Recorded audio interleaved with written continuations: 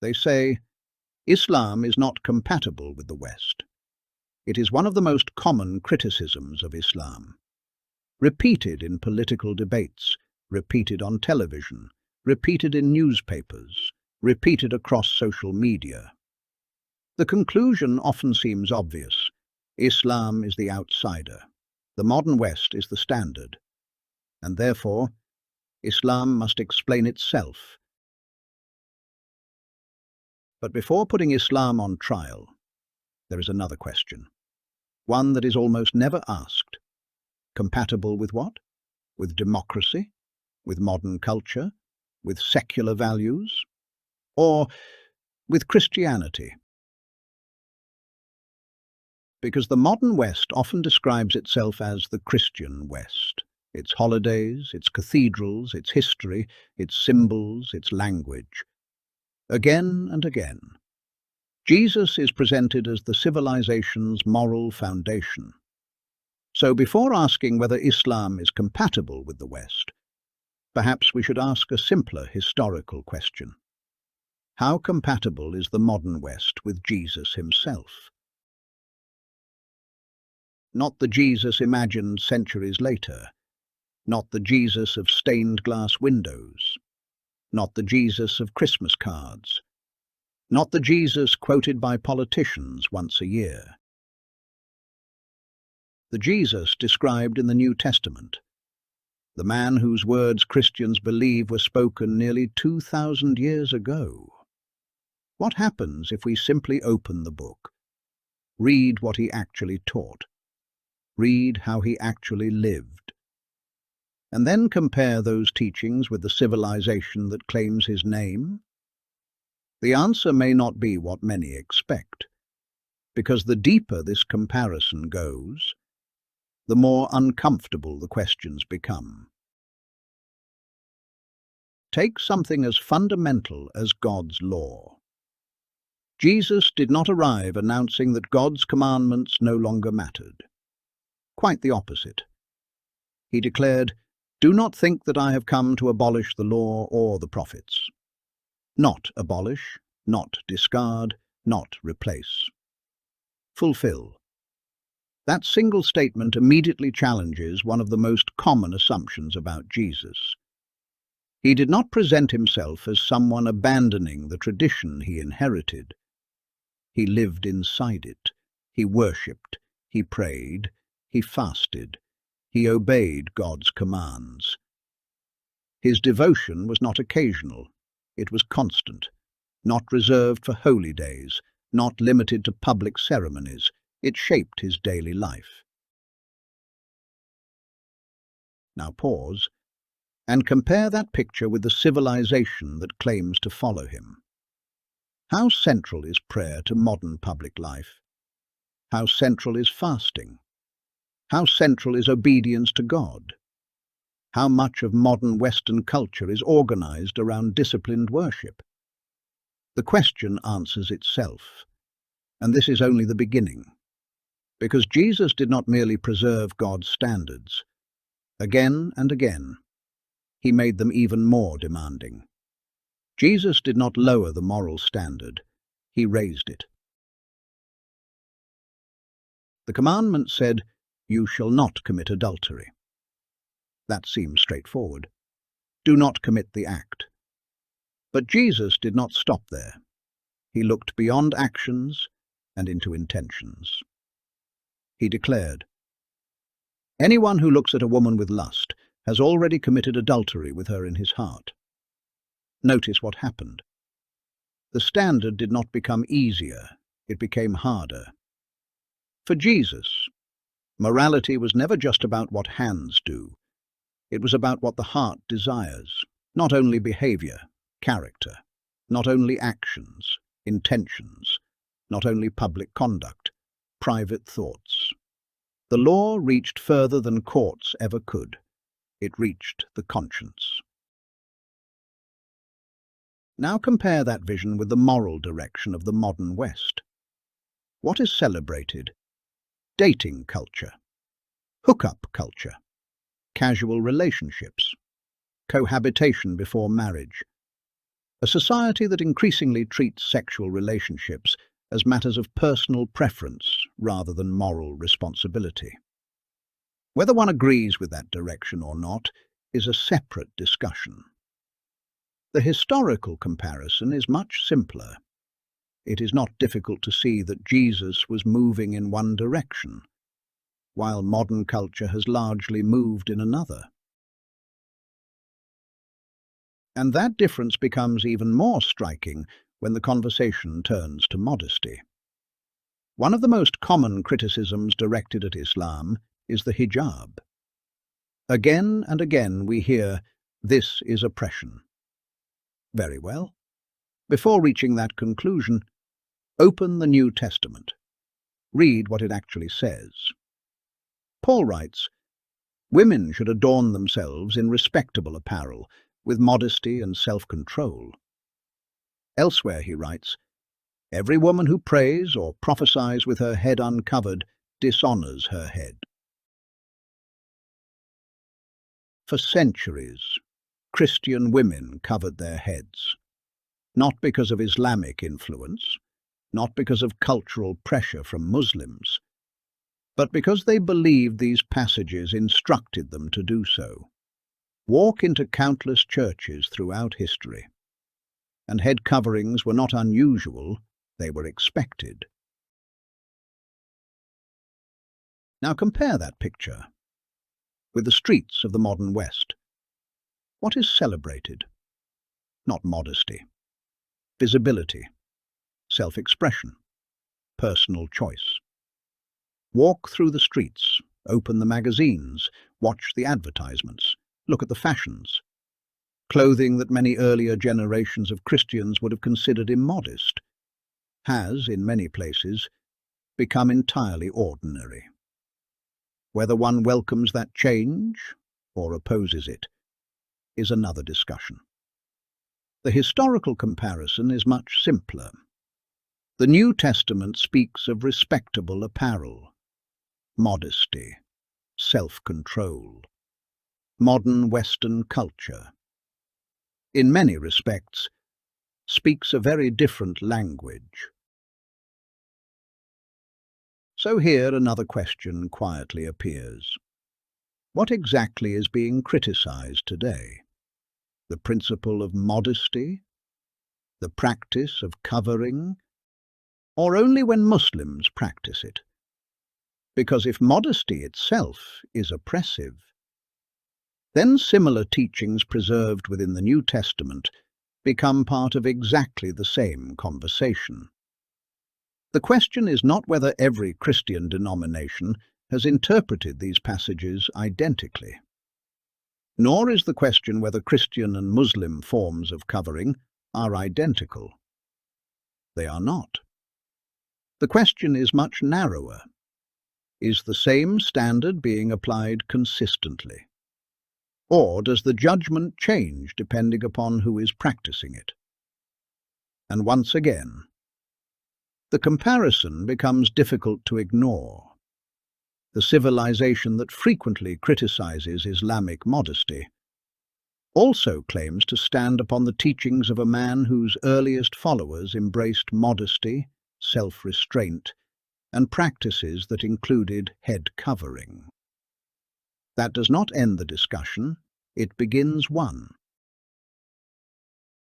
Because if the modern West believes those teachings no longer belong in public life, then another question naturally follows. How much of modern Western morality still resembles the morality that Jesus actually taught? The pattern is becoming difficult to ignore. Wherever Jesus spoke, the standard became higher, not lower. The same pattern appears again when he speaks about marriage. In the ancient world, divorce existed. People debated when it was justified. Some argued for broad exceptions, others argued for narrower ones. Jesus entered that discussion, and once again, he tightened the standard. He said, "What God has joined together, let no one separate." The statement is remarkably simple. No elaborate qualifications, no political language, no attempt to soften its force.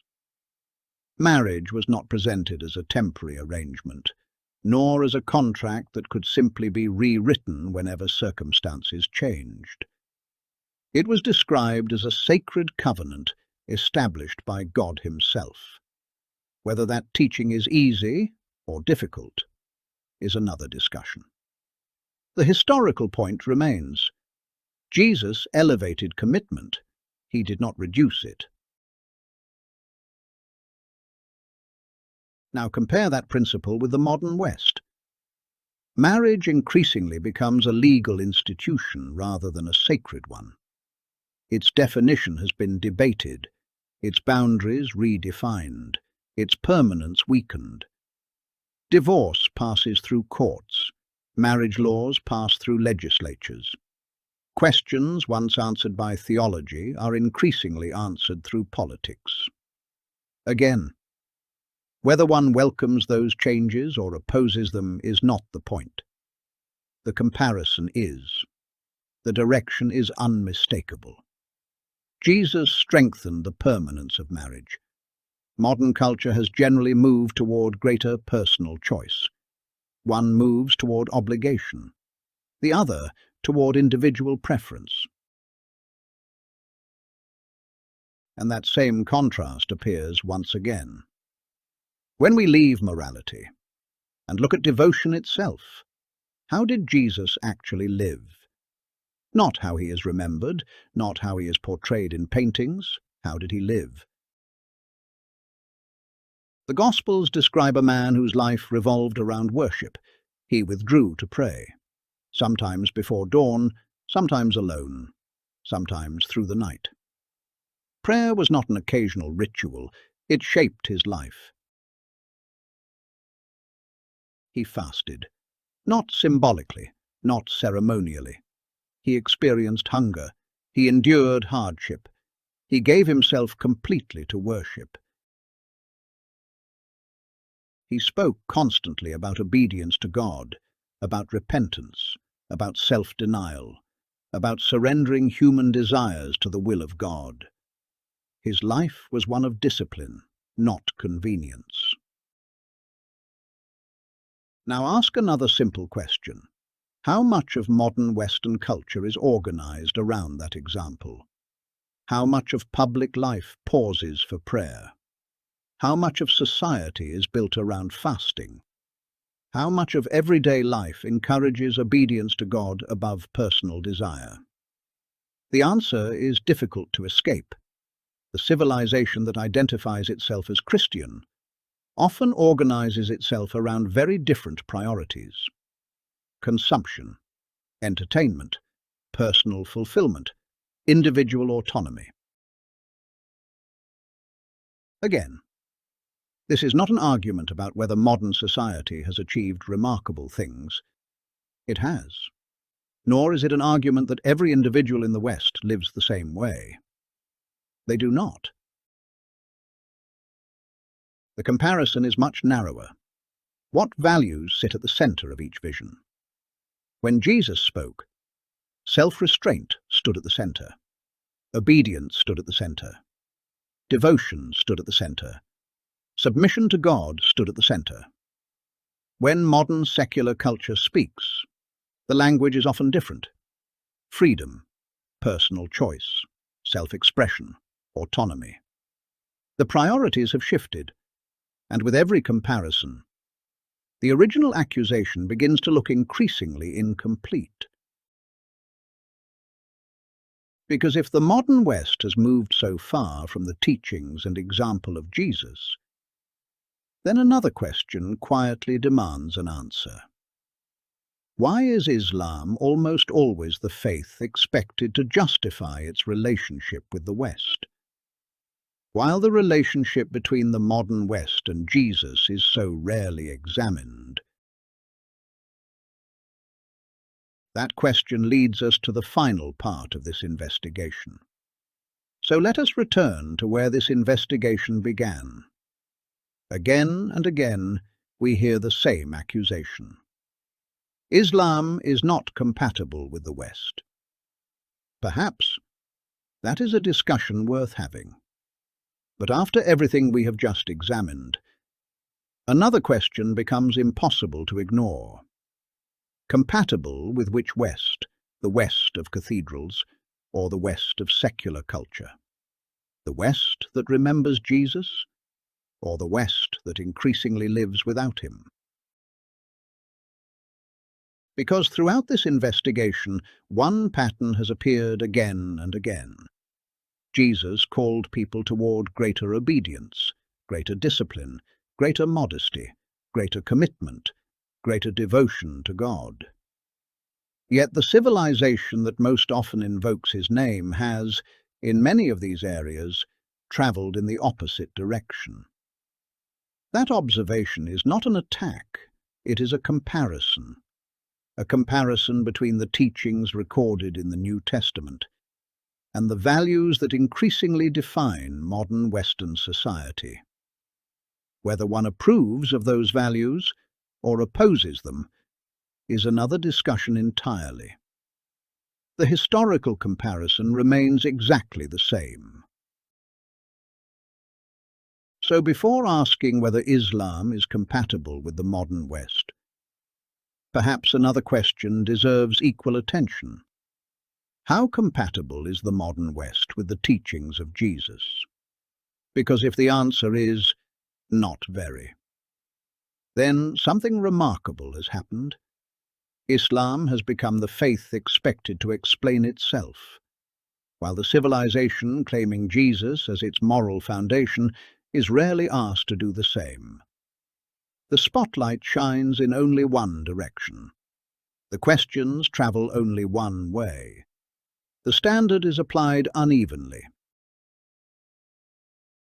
Imagine applying the same test to every civilization, not asking, does this religion fit modern Western culture?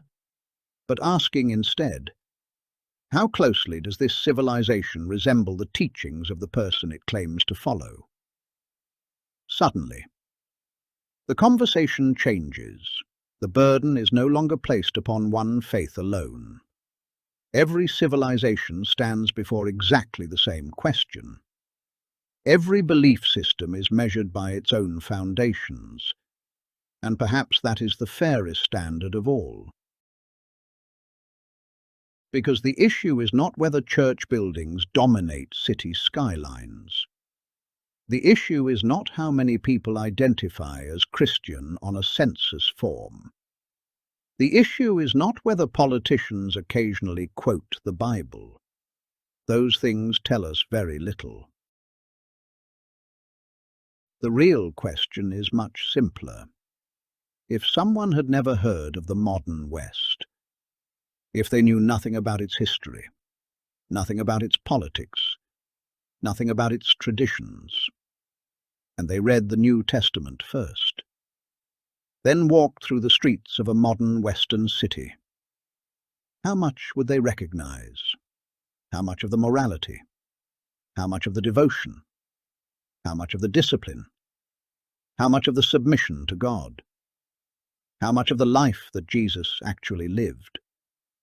That question is not aimed at Christianity, nor is it aimed at individual Christians, many of whom sincerely strive to live according to the teachings of Christ.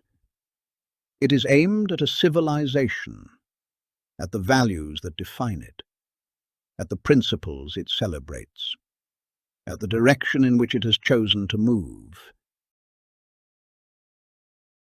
And once that distinction is understood, the original accusation begins to look very different, because perhaps the question was never simply, is Islam compatible with the West?